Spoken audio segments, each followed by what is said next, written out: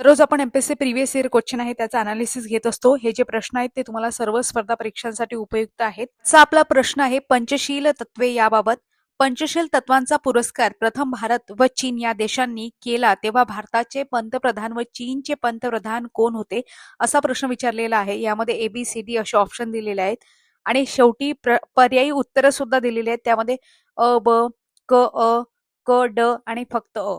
आता मला सांगा त्यावेळेस 2-2 पंतप्रधान असणार आहेत का? म्हणून तिन्ही सुद्धा ऑप्शन डायरेक्ट एलिमिनेट होतात. तुम्हाला काही माहिती नसताना तुम्ही प्रश्नाचं उत्तर डायरेक्ट तुमचं येऊन जाते फक्त अ. म्हणजे सिंपल साध्या लॉजिकवर हा प्रश्न सुटणारा होता. आता आपण पाहू म्हणजे असे काही ट्रिकी प्रश्न असतात. प्रत्येकच प्रश्न असा असतो असं नाही.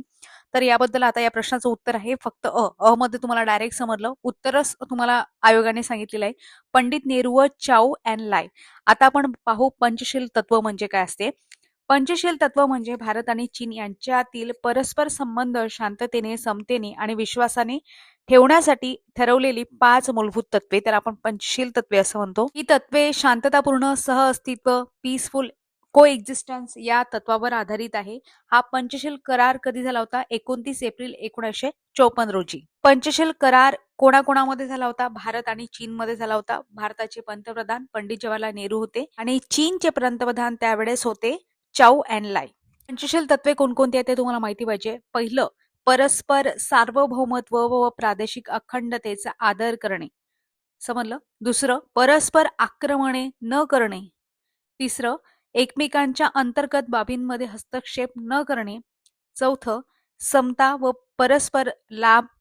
आणि 5वं, शांततापूर्ण सहअस्तित्व.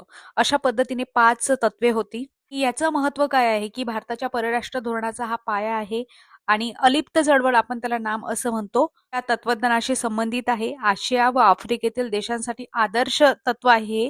सुद्धा आपण बघतो पंचशील तत्वे आपण कधी ठरवले होते? 1954 मध्ये हा करार झाला होता. पंचशील करार म्हणतात त्याला.